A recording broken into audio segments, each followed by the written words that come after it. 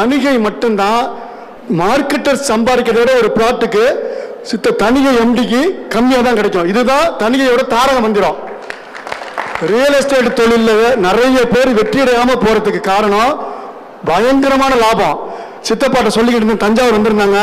10 layout போட்டதெல்லாம் அண்ணா நகர்ல 10 கிரவுண்ட்ல மாடி வீடு வச்சிருக்கான். இன்னும் பெரம்பூர்ல 150 லேஅவுட் போட்டு தஞ்சாவூர்ல சொன்னோம்னா எங்க சித்தப்பா 150 லேஅவுட் போட்டுவாருன்னா அப்புறம் 5000 கோடி சொந்தக்காரா இருப்பாரா அப்படிங்கிறாங்க. ஆனால் இது 5000 கோடிக்கு சொந்தக்காரா இருக்கிறது முக்கியம் இல்ல. நானும் சித்தப்பாட்ட இருந்து உணர்ந்துகிட்டது மகிழ்வித்து மகிழ். நம்மளால 1000 குடும்பம் பிழைக்குது. ரெண்டாவது அதனால நம்மளும் நல்லா இருக்கிறோம். என் புள்ள நல்லா இருக்கு, பேர பிள்ளை நல்லா இருக்கு, பிள்ளைங்களை கல்யாணம் பண்ணி கொடுத்து நல்லா இருக்குது. இந்த 25 வருஷமா ஸ்டாஃப் எல்லாம் இருக்கிறாங்கன்னா சாதாரண விஷயம் கிடையாது. நான் ஒன்னே உங்களை தாழ்மையுடன் கேட்டுக்கொள்றது, வந்தோம் போனோம் அப்படின்னு சித்தப்பா ரொம்ப என்கிட்ட வருத்தப்பட்டாங்க. என்னன்னா நிறைய முதல்ரா கிட்டத்தட்ட 20 சைட்டு கிடக்கு, அவ்வளவு முதல் கிடக்கு.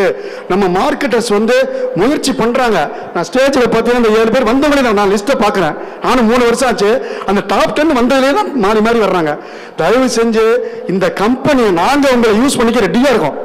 உங்களை பிடிச்சி தூக்கி விடுறதுக்கு அசோக், மணி, சித்தப்பா. இப்போ நீங்க சித்தப்பா நேரம் போய் பார்க்கலாம். நான் இல்லை, நீங்க இப்படிதான் இல்லை, சித்தப்பா வீட்டில் போய் பார்க்கலாம். இப்போவும் ரொம்ப எளிமையான ஐடியா கேட்டுக்கலாம். இந்த மாதிரியான ஒரு கம்பெனி கிடைக்காது.